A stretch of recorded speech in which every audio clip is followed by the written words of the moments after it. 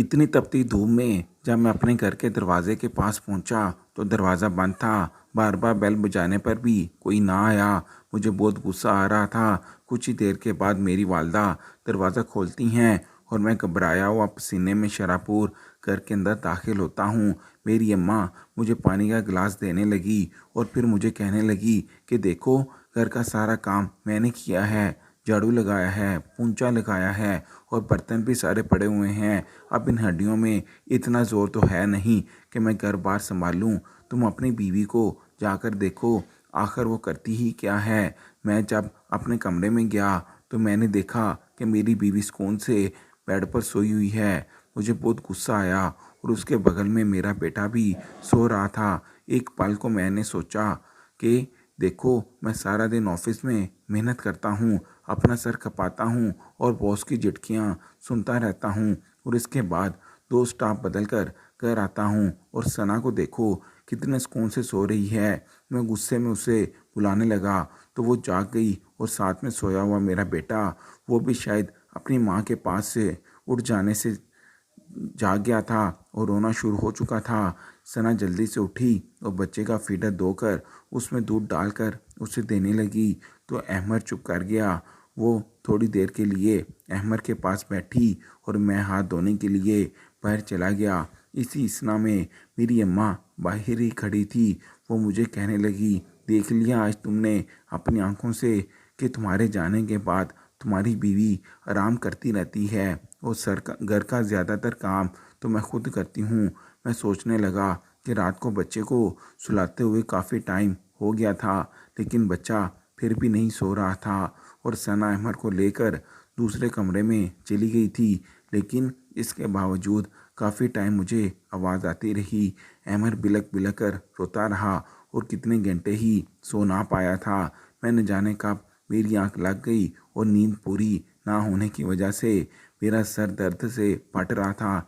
पता नहीं सना कितनी देर नहीं सोई होगी। बहरहाल मैं कमरे की जाने मुड़ा तो मेरी माँ मुझे पीछे से आवाज़ लगाने लगी कि अपनी बीवी को बोलो कि तुम्हें कुछ चाय पानी का पूछे। जब देखो पलंग तोड़ती रहती है, अहमद का बहाना बना रखा है और खुद सो जाती है। जब मुझे गुस्सा आ गया तो मैं जब कमरे में गया तो सना फिर सोई हुई थी। मैंने गुस्से से उसे झंझोड़ा और कहा, आखिर तुम्हें इस घर में तंगी क्या है। फिर इस बात से वो मुझे हैरत से देखने लगी। वो रोने लगी और कहने लगी कि मेरे सर में बहुत शदीद दर्द है। मैंने गुस्से से अपनी बीवी को देखा और कमरे से बाहर चला गया। अपनी माँ के कमरे में गया। आज तो मेरी बड़ी बहन भी आई हुई थी। वो मुझे देखकर शोर मचाने लगी। वो कहने लगी कि तुम्हें ज़रा भी अपनी माँ का ख्याल नहीं है, अपनी बीवी का ही ख्याल रखना। मैं तो जब भी आई हूँ तुम्हारी बीवी को आराम करते हुए ही देखा है, घर में वो करती ही क्या है। मैं चुपचाप बैठ गया। थोड़ी देर बैठने के बाद मैं किचन में चला गया। मेरी बीवी वहाँ पर मौजूद थी। मेरी अम्मा को मैदे का मसला होता था, इसलिए मेरी बीवी खाना बनाती थी, जबकि मुझे चटपटे खाने पसंद थे, इसलिए वो मेरे लिए अलग और अम्मा का खाना अलग बनाती थी। कभी कभी वो मसरूफ़ हो जाती, अम्मी थोड़ा बहुत अकेले खाना बना लेती थी। रात को फिर अहमद के पेट में बहुत दर्द था। वो बहुत ज़्यादा रोने लगा। जब मैं गहरी नींद में सो रहा था उसकी रोने की आवाज़ आई। मैंने गुस्से से अपनी बीवी को देखा और उसे कहा कि तुमने तो सारा दिन अपनी नींद पूरी कर ली है, मेरी नींद क्यों हराम कर रही हो। उसे लो और दूसरे कमरे में चली जाओ। वो चुपचाप दूसरे कमरे में चली गई, जबकि मैं सुकून से सो गया। अगले ही दिन मैं ऑफिस चला गया। वहाँ सारा दिन मैं काफ़ी टेंशन में रहा था। एक तो नींद पूरी नहीं हुई थी, अपने लिए चाय का कप मंगवाया। बास ने भी आज बहुत ज़्यादा काम मुझे दे रखा था। चाय के साथ एक पैनाडोल की टेबलेट भी ली। चाय पीने के एक घंटे के बाद मैंने लंच किया और फिर जो ऑफिस का काम बचा हुआ था वो करने लगा। 2:15 तक ऑफिस से छुट्टी हो जाती थी, लेकिन मेरा काम अभी तक पूरा नहीं हुआ था क्योंकि आज मेरी तबीयत बहुत ख़राब थी। एक तो अहमद ने बहुत तंग किया हुआ था और ऊपर से आपा अपने दो बच्चों के साथ आई हुई थी। बहरहाल 3 बजे तक मैंने अपना काम ख़त्म किया और मेरी इस वक्त तक मतलूबा बस निकल चुकी थी। दूसरी बस का इंतज़ार करता रहा और उसके बाद अल्लाह अल्लाह करके मेरी मतलूबा बस आई थी। और मैं उसमें सवार हुआ। गर्मी भी बहुत ज़्यादा थी। मैं घर आया तो सना कमरे में ही मौजूद थी और उसने अभी अहमद को सुलाया ही था। मैंने उससे गुस्से से देखा और कहा कि क्या तुम अभी जागी हो? लेकिन वो कहने लगी, नहीं, अहमद की तबीयत बहुत ख़राब थी। मैंने अभी उसे दवाई देकर सुलाया है। उसके पेट में बहुत दर्द था। वो उठी और मेरे लिए पानी लेकर आई। मैंने उसे चाय बनाने के लिए कहा तो वो चाय बनाने के लिए किचन में गई तो अम्मा मेरे कमरे में आ गई और बैठ गई। मैंने अपनी अम्मा से हाल अहवाल पूछा तो वो कहने लगी, नुमान बेटा, तुम्हारी बीवी अभी उठी है, कुछ भी नहीं करती। मुझे बहुत गुस्सा आया। मैं उठा और किचन में सना पर चिल्लाने लगा। मैंने उसे कहा कि तुम दफ़ा हो जाओ, अपने माँ बाप के घर चली जाओ। यहाँ पर तुम करती ही क्या हो? जबकि वो मुझे हक्का बक्का देखने लगी और परेशान हो गई। कहने लगी, नुमान क्या बात है, आप क्यों मुझ पर चिल्ला रहे हैं? जबकि मैं उसे घूरे जा रहा था और मैंने उसे यही कहा था कि मर्द किस लिए शादी करता है कि बीवी उसका घर संभाले, उसके बच्चों का ख्याल रखे। और क्या मेरी अम्मा इस हालत में घर के काम करते हुए अच्छी लगती हैं? तुम्हें ज़रा भी ख्याल नहीं है। और मेरी अम्मा की तबीयत भी ठीक नहीं रहती। जबकि सना मुझे परेशानी की हालत में देखे जा रही थी। कहने लगी, नहीं नुमान, मैं सारा काम खुद करती हूँ। और अब सारा काम करने के बाद कमरे में जाकर आराम कर रही थी। वो तो रात को अहमद ने मुझे सोने नहीं दिया। जबकि मैं उसी बात पर अड़ा हुआ था कि नहीं, मैंने खुद कल अपनी आंखों से देख लिया है कि तुम क्या कुछ करती हो। जब मैं आया तो तुम सो रही थी। सना चुप ही रही, कुछ ना बोली। जबकि मुझे बहुत गुस्सा आ रहा था। मैंने गुस्से से उससे कहा कि दफ़ा हो जाओ, अपने माँ बाप के घर जाओ और जितना मर्जी आराम कर लो। वो चुप हो गई और जाकर उसने अपने भाई को फ़ोन किया। कुछ ही देर में उसका भाई उसे लेने आ गया था। उसने अपना और अहमद का सामान पैक किया। जब मैंने देखा कि वो अहमद के कपड़े भी रख रही है और उसकी ज़रूरत का सामान भी, तो मुझे और गुस्सा आ गया। मैंने वो सामान उसके बैग से निकलवाया और उसे बहुत डांटा कि तुमने जाना है तो तुम नहीं जाओगी, मैं अहमद को तुम्हारे साथ नहीं भेजूंगा। जबकि वो रोई जा रही थी और बज़िद थी कि नहीं, अहमद मेरे बगैर नहीं रह सकता, आप कैसे उसे संभालेंगे? मैंने उससे कहा कि तुम बस घर में एक ही काम तो करती हो, तुमने अहमद को संभाला है, जबकि बाकी के सारे काम अम्मा कर लेती हैं, तो अहमद को भी वो रख लेंगी। फिर ऑफिस से वापस आकर मैं खुद अहमद को देख लिया करूँगा। तुम्हें इसके लिए परेशान होने की बिल्कुल ज़रूरत नहीं है। उसका भाई बाहरी गाड़ी में बैठा हॉर्न दे रहा था। सना के मेके वाले माशाल्लाह से अच्छे खाते पीते थे। उनके माली हालात काफ़ी बेहतर थे। हालात तो हमारे भी ठीक ही थे। मैंने बस मोटर बाइक रखी हुई थी और ऑफिस दूर होने की वजह से मैं मतलूबा बस में ही जाता था। और एक तो गर्मी की वजह से मैं मोटर बाइक का इस्तेमाल भी कम करता था। थोड़ा रास्ता भी सुनसान था, इसलिए बस मैं कुछ सिक्योरिटी फील करता था। बहरहाल बार बार हॉर्न बजाने पर सना अपना सामान उठाकर चली गई। जब वो अहमद को उठाने लगी तो मैंने उससे अहमद को छीन लिया और उसे बाहर की तरफ धक्का दे दिया। वो गिरते गिरते बची थी। वो बेतहाशा रोते हुए जाकर अपने भाई की गाड़ी में बैठ गई। उसका भाई गाड़ी से बाहर निकला। शायद वो अपने भांजे को मुझसे लेना चाहता था। मेरी तरफ आने ही वाला था कि सना ने उसे मना कर दिया और कहा, नहीं भाई, आप ना जाएं। और वो चुपचाप गाड़ी में बैठ गया और अपनी बहन को लेकर चला गया। जबकि मैं कमरे में आया, अहमद रो रहा था। मैंने आगे पीछे उसका फीडर देखा, मुझे कहीं भी नहीं मिला। जब मैं किचन में गया तो फीडर वैसे ही संग में पड़ा हुआ था। मैंने अहमद को नीचे फर्श पर बैठाया, कुर्सियाँ टेबल पर नहीं बैठाया क्योंकि कहीं वो नीचे गिर ही ना जाए। उसे फर्श पर बैठाकर मैंने फीडर धोया, फ्रिज से दूध निकाला और गर्म किया और अहमद को फीडर में डाल कर दिया। फिर मैं उसे कमरे में ले आया। काफ़ी टाइम हो गया था। मैंने सोचा कि अब तो कुछ खाने का भी देखना है। अम्मा के कमरे में गया और अम्मा से पूछा कि क्या पका है। अम्मा कहने लगी, क्यों, तुम्हारी बीवी ने कुछ नहीं पकाया? मैंने कहा, नहीं अम्मा, वो तो चली गई है, मैंने तो उसे घर से निकाल दिया है। अम्मा मुझे हक्का बक्का देखने लगी और कहने लगी, नुमान, आज तो मेरी तबीयत भी बहुत ख़राब है। जब मैंने अपनी आपी की तरफ देखा तो वो बेड पर सर को बांधे लेटी हुई थी। मैंने उन्हें कुछ भी कहना मुनासिब नहीं समझा। यही सोचा कि आपा अपने घर में भी सारे काम करती रहती हैं, बच्चे भी संभालती हैं और घर भी उनका अलग है। यहाँ पर आती हैं तो कुछ देर आराम ही कर लेती हैं। और अम्मा का मुझे खुद ख्याल था। मैं किचन में चला आया। किचन में आकर मैंने देखा सालन बना हुआ था, यानी सना सालन बनाकर गई थी। जब मैं ऑफिस से आया था तो वो सालन बना चुकी थी। फिर उसके बाद मैंने किचन में देखा कुछ बर्तन पड़े हुए थे। मैंने सोचा अम्मा इन्हें कैसे धोएंगी, अम्मा की तो सेहत भी ठीक नहीं, लिहाजा मैंने खुद ही धोना शुरू कर दिए। थोड़े से बर्तन थे वो जल्दी धुल गए। जब मैं उन्हें शेल्फ पर रखने लगा मुझे अहमद के रोने की आवाज़ आई। मैं भागा हुआ कमरे की तरफ आया। अहमद अपना फीडर ख़त्म कर चुका था। वो बहुत ज़्यादा रो रहा था। मैं उसके पास आया और उसे उठा लिया। जैसे उसे उठाया तो मुझे अपने बाजू पर गीलापन महसूस हुआ। मैंने देखा तो अहमद ने खाना किया हुआ था। अब ये काम तो अम्मा के करने के नहीं थे।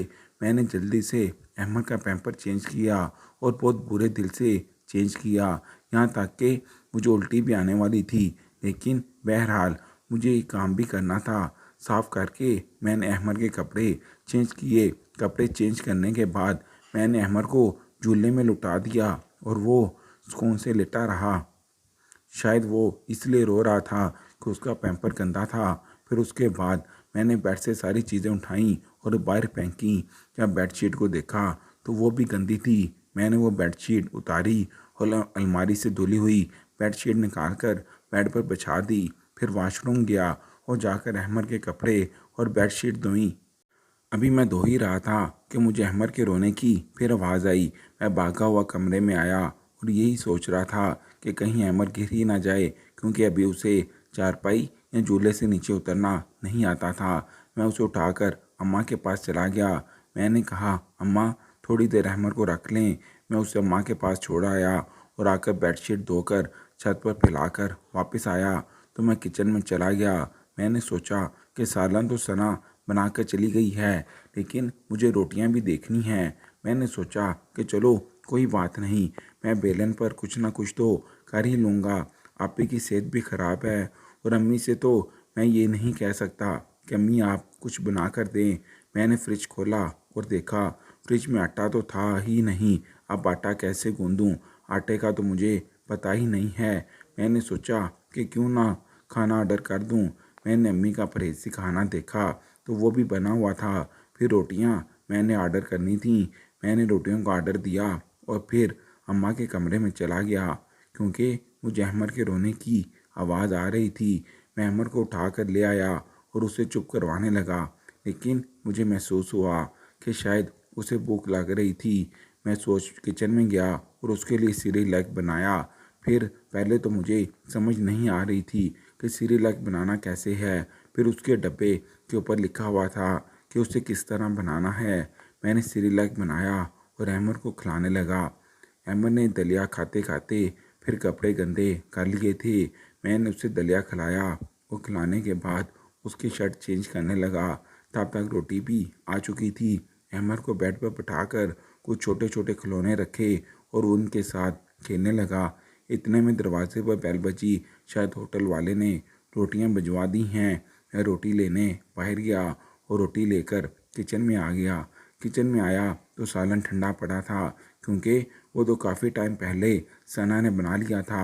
शायद इसलिए कि अमर उस वक़्त सो रहा होगा तो उसने सालन बना दिया होगा, क्योंकि बच्चे को संभालना कोई आसान काम नहीं है। पिछले 3 घंटों से मुझे इस बात का एहसास हो रहा था।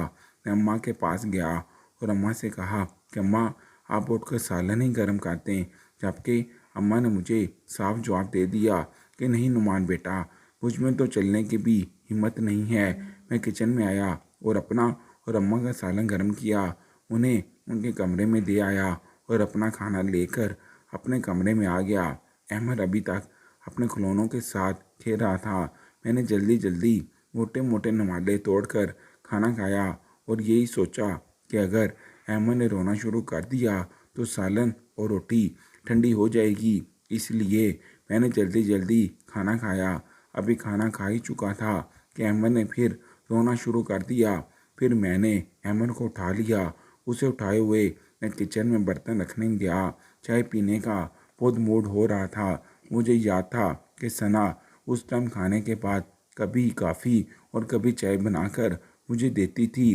वो मुस्कुराती हुई मेरे पास आती थी कि आप थक गए हैं तो मैं आपका सर दबा देती हूँ, टांगें दबा देती हूँ।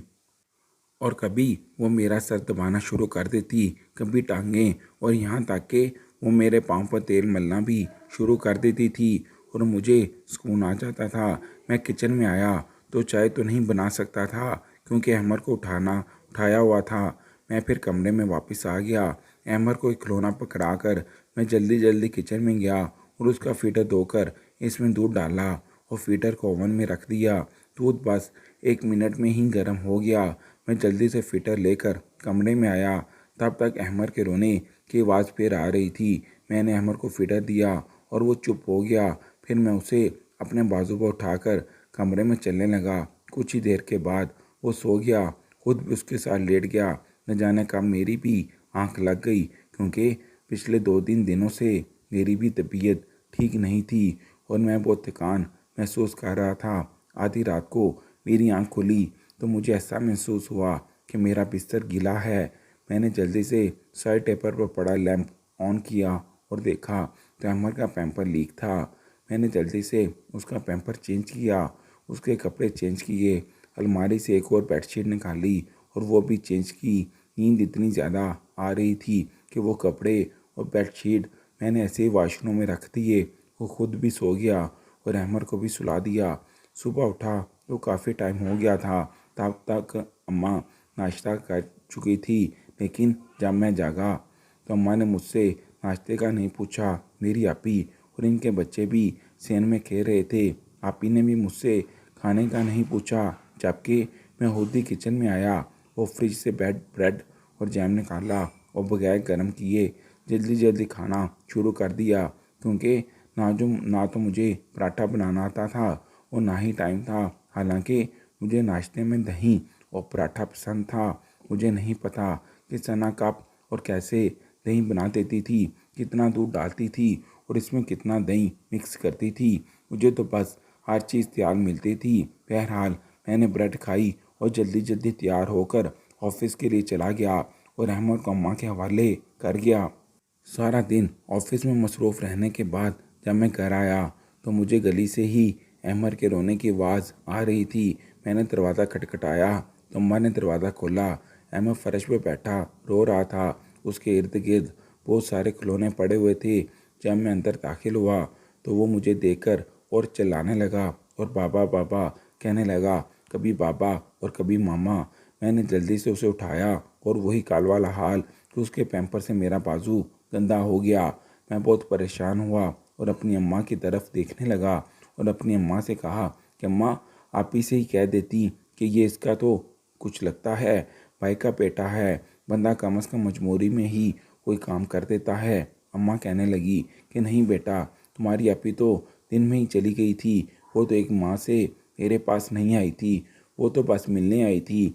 मैंने अम्मा से कहा कि आपी इतना तो देख लेती कि आपकी सेहत खराब है, 2-3 दिन रह लेती तो क्या हो जाता। लेकिन मैं तो शायद समझ गया था कि वो इन्हीं झमेलों की वजह से घर जा रही हैं। हालांकि पिछले महीने जब वो आई थी तो पूरा एक हफ्ता रह कर गई थी और मैंने खुद महसूस किया था कि सना ने उनके बच्चों को भी संभाला था और वो आराम भी करती रही थी। लेकिन फिर भी इनकी ज़बान पर यही शिकवा रहता था कि सना हमारा ठीक तरह से ख्याल नहीं रख पाती। मैं यही सोच रहा था कि अहमद के ज़ोर ज़ोर से रोने की आवाज़ ने मुझे झंझोड़ दिया। मैं जल्दी से वॉशरूम गया और वहाँ रात वाले कपड़े देखकर मेरा और दिमाग ख़राब हो गया। जैसे भी था मैंने ये सब कुछ तो करना था। मैंने अहमद के कपड़े चेंज करवाए, पैम्पर उतारा और अहमद को नहलाने लगा। मुझे इस चीज़ का ज़रा भी तजुर्बा ना था, लेकिन ये सब तो मैंने करना था। मैंने अहमद को अच्छे से तैयार किया और कमरे की हालत दुरुस्त की। जल्दी से वॉशरूम से जो गंदे कपड़े पड़े थे उन्हें धोए, अपनी शर्ट धोई और छत पर फैलाने के लिए चला गया।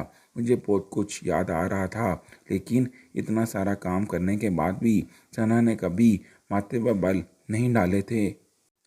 अगर मैं कुछ कह भी देता तो वो आगे से मुस्कुरा देती थी। इसके बावजूद वो मेरा बहुत ख्याल रखती थी। ये सब अम्मा की वजह से था, क्योंकि अम्मा मुझे बार बार ताने देती थी कि तुम्हारी बीवी करती ही क्या है। पता नहीं अम्मा को सना से क्यों इतनी चिढ़ थी। मैं किचन में गया, वहाँ पर कुछ भी बना हुआ नहीं था। अहमद को दूध गर्म करके दिया।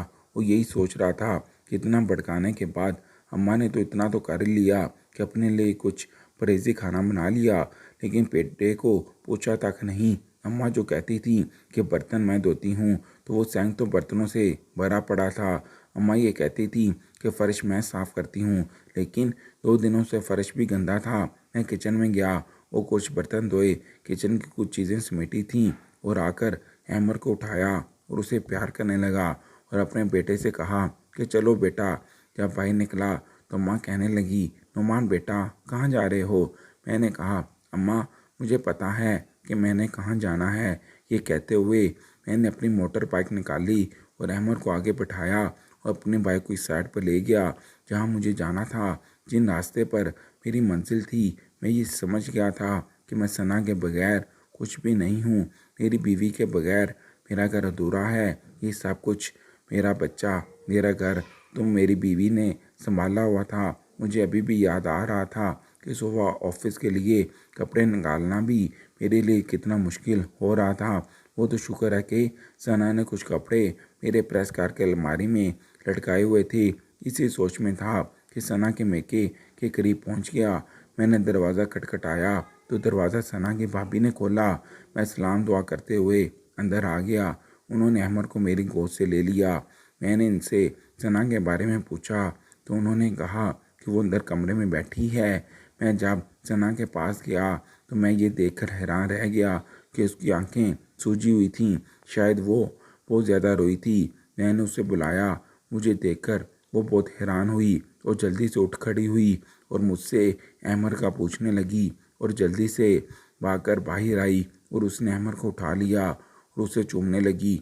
ये सब देखकर मैं मुस्कुराने लगा और मैंने सना का हाथ पकड़ लिया और उससे कहा कि सना, मैं तुमसे माफ़ी मांगने आया हूँ। तुम्हारे बगैर मेरा घर अधूरा है। मेरा इतना ही कहना था कि वो मुस्कुरा दी और अहमद को बेतहाशा प्यार करने लगी। वो एक बीवी भी थी, वो एक माँ भी थी। वो हंसी खुशी मेरे साथ मेरे घर वापस आ गई।